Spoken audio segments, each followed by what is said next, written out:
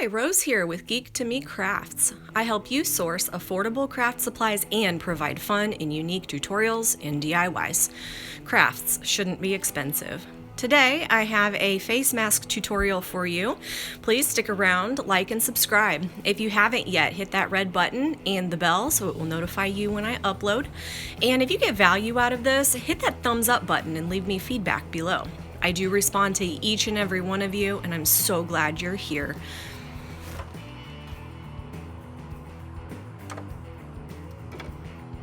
So the first thing that you're going to need is obviously a sewing machine. Make sure it has a matching color thread and bobbin. I use a face mask template, elastic, cotton fabric, matching thread, and a non-woven interfacing, which I'm going to show you right here. I use the fusible because it's easy. You just iron it on, cut out your pattern, and you're good to go. I'm also going to leave in the description box a link to the face mask pattern that I've used. You can see that it is well loved. I used it throughout the pandemic, and I'm continuing to use it today. So right here, you want to make sure that you are cutting a seam allowance. These patterns do not provide one. So I am making a large adult size. I find that it fits just about everybody's face unless they have lots of facial hair or they're an extra large person. In that case, I just leave extra seam allowance. So I cut all the way around, leaving a little extra room. Oops. Cut that piece there. Okay. When I'm finished, I always try to wrap up my fabric and put it back where I got it, so that way I don't have to do a huge cleanup later. I'm not the best at it, but I'm trying to get better. So right here, I'm just doing the exact same thing, leaving a seam allowance for the face mask with my separate fabric. I do not throw away my fabric scraps. You want to make sure you keep those. You can use them as stuffing and dolls. So here I'm just stacking them up, putting that fabric away. Right here, I'm just re-adhering some of that interfacing. That acts as a filter in the masks. So right here, I am cutting the elastic. I cut them to about 12 inches long. I measure one on my cutting mat, and then I just kind of eyeball the rest of them. So snip, snip, snip. Also in the description box below, you'll, if you're on a desktop, what you're going to do is hit the little, there's a little gray arrow in the right part right underneath the video screen. Drop that down, and in that description box, you're going to find links to my social media pages, my other videos, and my eBay shop where I have these for sale. If you are curious about some of the fabrics that I'm using, please leave me a comment below. And if you haven't yet, please subscribe. So right here, I always start with my masks. I sew the curved part first, and I just chain piece them. So right here, I'm cutting the masks apart. I do chain piecing because it saves on thread. When I'm finished with the curved part, I pop one half of the mask the correct way, the way that it's going to lay on the face.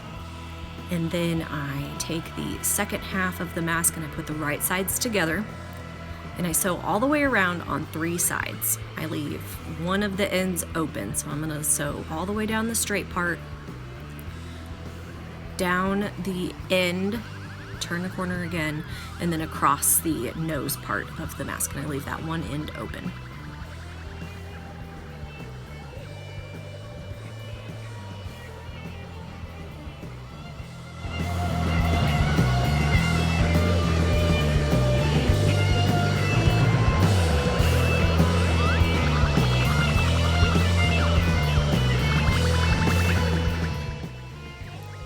Once that's done, I flip the masks to where they are the right sides out, and I use my fingers first and get as much of it flipped the right side out as I can, and then I use either a knitting needle or a pair of scissors that are not too sharp at the end and I work those corners out. If you run the sharper object along the seam, you should be able to poke those corners out really, really nice and clean.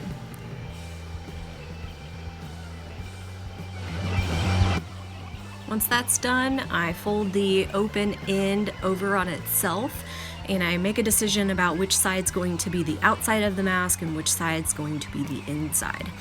In this tutorial, I did a zigzag stitch to sew the mask shut, but if you want to do a straight stitch on that part, you can. And then when I'm finished with that, I will fold all of my elastics with a knot. And I just take the two ends, match them up together, and pull them through on each other. Pull it really tight. And I try to get the knot to be as far at the end of the elastic as I can. If the little ends like that bug you, you can snip them.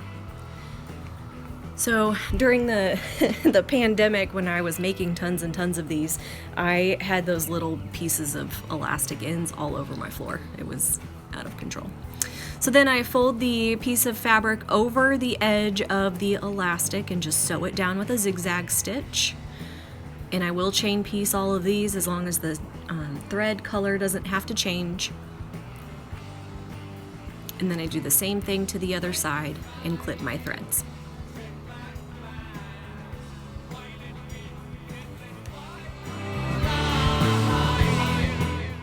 So that's one finished face mask. I'm gonna go ahead and change out my bobbin and my thread to a lighter color because I am going to show you how I am assembling the Baby Yoda masks.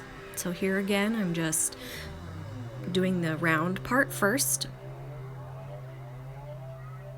Clip those apart, match the right sides together, sew on 3 sides.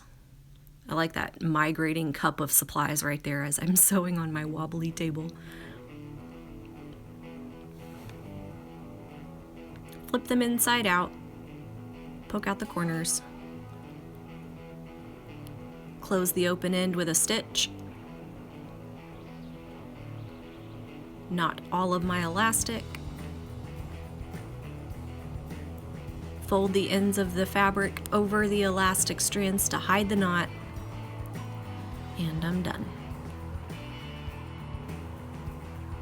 So then when I am finished with those masks, I put the fabric away, and then I'm going to show you a customer request that has turned into a bestseller in my handmade eBay shop.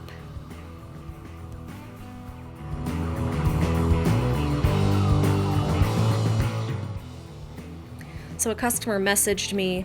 They were huge Lord of the Rings fans, and they said, "Hey, I can't find this design anywhere. Can you please help me?" And I said, "Absolutely." So I created this custom design using Design Space and Canva. I will link that website down below as well. It's a lifesaver if you have a Cricut or a Silhouette or a Joy or whatever you have. And so I'm just weeding the iron-on vinyl around the tree. This is the Tree of Gondor from the Lord of the Rings. I tend to do lots of geek stuff. So here I'm just ironing the mask flat. Then I will place the iron-on vinyl with the contact paper face down on the side of the mask that I want it to go on. The Sizer brand from Michaels is the brand I prefer for my iron-on vinyl. Comes in all the colors that I need, and it just tends to pull better when it is ironed. The iron-on vinyl will stay on the material that I want it to stay on, and the contact paper doesn't pull it up. The Cricut brand has a very strong contact paper, and it just doesn't work as well, so I definitely prefer that Sizer brand. And then when I'm done, I will just pack them all up. I get all my shipping supplies from either Scraps, which I will link down below. I did a come with me to Scraps KC, or I will pick some things up at Dollar Tree. I'm also out of the sticker labels, so I'm having to tape each one on, but that's basically what I'm doing here. So thank you for watching. Please consider subscribing. And if you got value out of this, go ahead and hit that like button and leave me a comment. I look forward to speaking with you soon.